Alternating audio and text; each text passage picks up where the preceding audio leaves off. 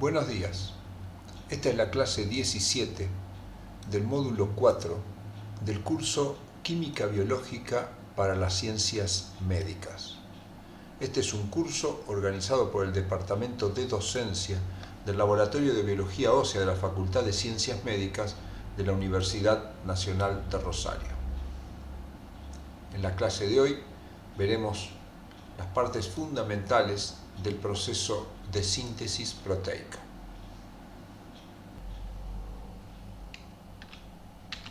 La síntesis proteica es un proceso por el cual, a partir de aminoácidos, información contenida en el RNA mensajero y la participación de los ribosomas, en el citoplasma se sintetizan las proteínas que van a cumplir todas las funciones dentro de un organismo vivo.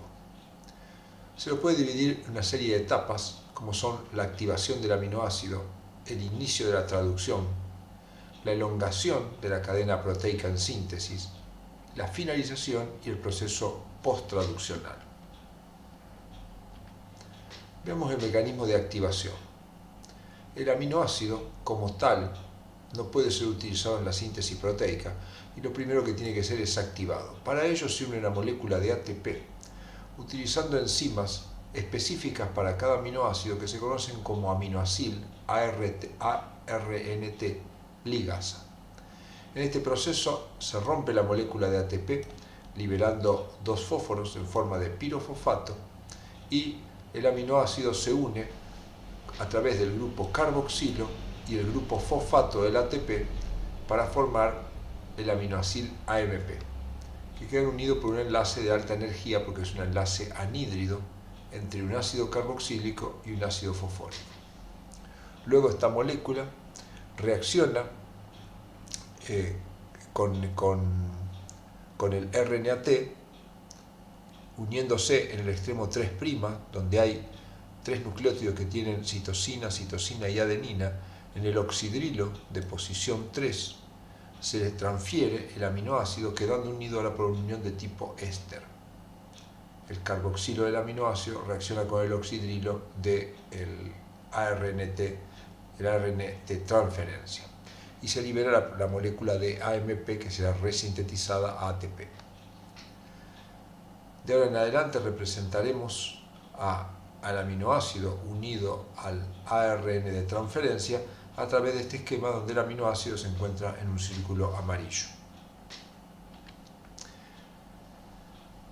Veamos una breve descripción del ribosoma. El ribosoma es una estructura, una organela no membranosa formada por dos subunidades que acá representamos en color celeste. Una subunidad menor que tiene una 40S de unidades de sedimentación, que es una medida de su tamaño, y la subunidad 60S, su unidad mayor.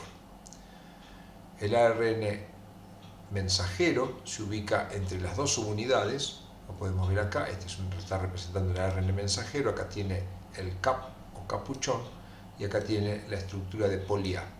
En verde vemos el codón de iniciación y en rojo el codón de finalización. El ribosoma se ubica para el inicio de la traducción en el codón de iniciación. El ribosoma tiene dos partes que podemos representar para nuestra explicación, que son el sitio P, donde va a estar unido el péptido o la proteína, y el sitio A, donde van a ir ingresando los nuevos aminoácidos que se requieren para la síntesis. El aminoácido, como vimos, está unido al RNA de transferencia, y cada aminoácido se une a un RNA de transferencia específico que tiene un anticodón que le corresponde según el código genético.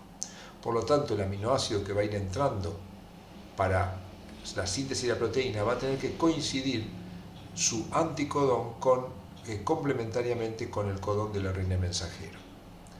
Acá vemos colocado el primer aminoácido en el sitio P y se produce un apareamiento. Como podemos ver, el codón que tenemos es AUG, por lo tanto el anticodón es TAC, que es complementario, de manera que se establezcan dos puentes de hidrógeno entre timina y adenina, o adenina y uracilo, que es lo equivalente, o tres puentes de hidrógeno entre citosina y guanina.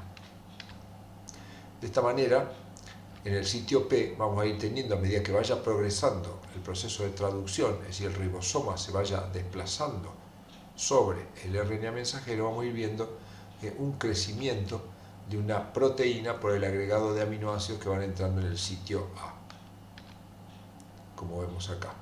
Cada vez que entre un aminoácido vamos a requerir energía que es aportada por el GTP. Bien, veamos un poco lo que aclaramos recién, cómo ocurriría. Entonces, en primer lugar, se une la subunidad menor en la zona de inicio de la traducción y entra el primer aminoácido unido a su RNA de transferencia y se aporta energía a partir del GTP. De esta manera se establece la unión. El primer aminoácido que ingresa en la síntesis proteica de los organismos humanos es la metionina.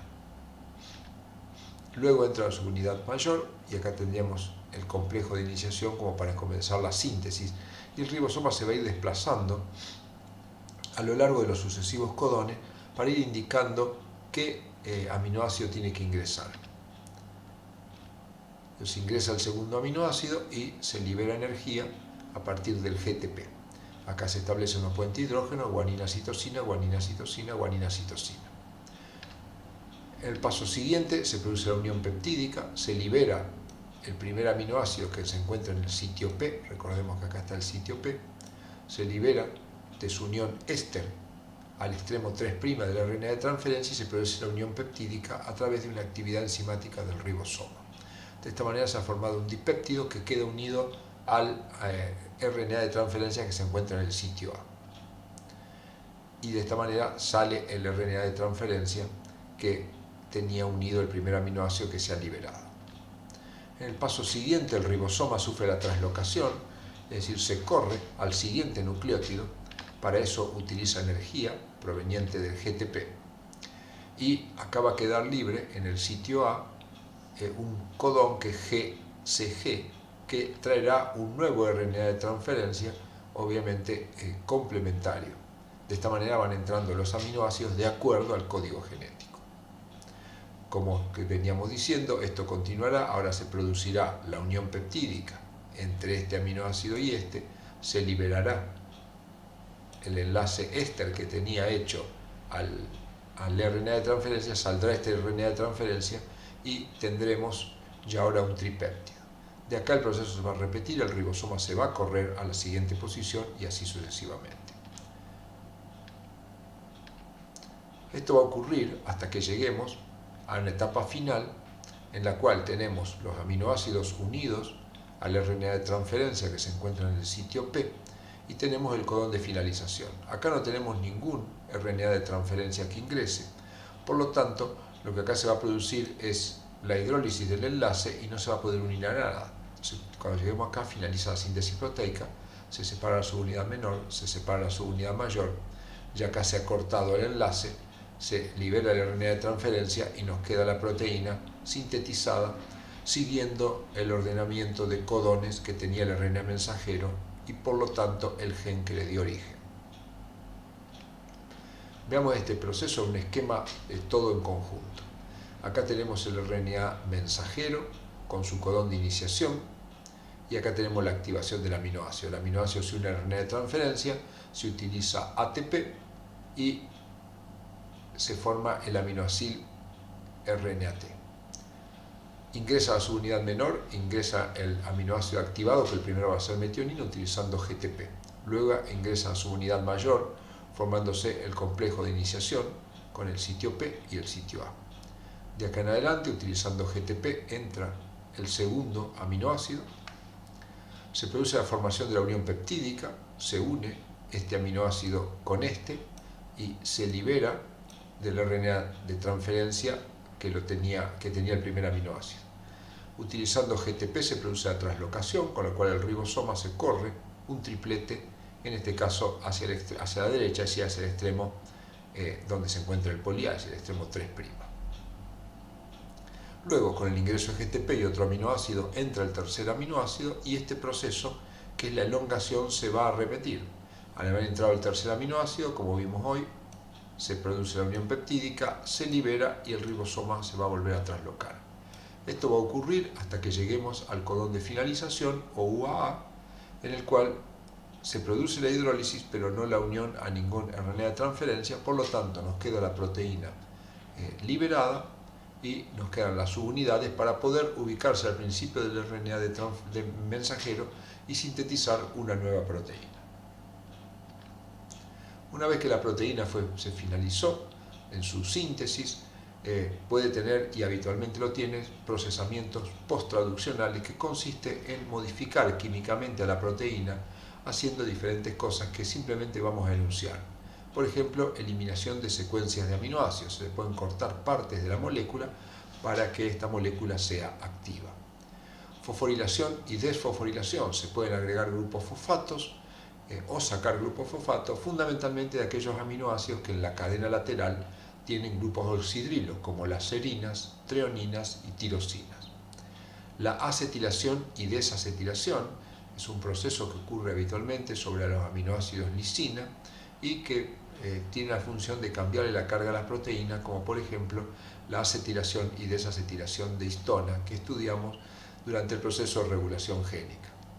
La formación de puentes disulfuro entre dos cisteínas es una modificación común. La glicosilación, ya sea en aminoácidos que tienen oxidrilo o en aminoácidos que tienen nitrógeno en su cadena lateral.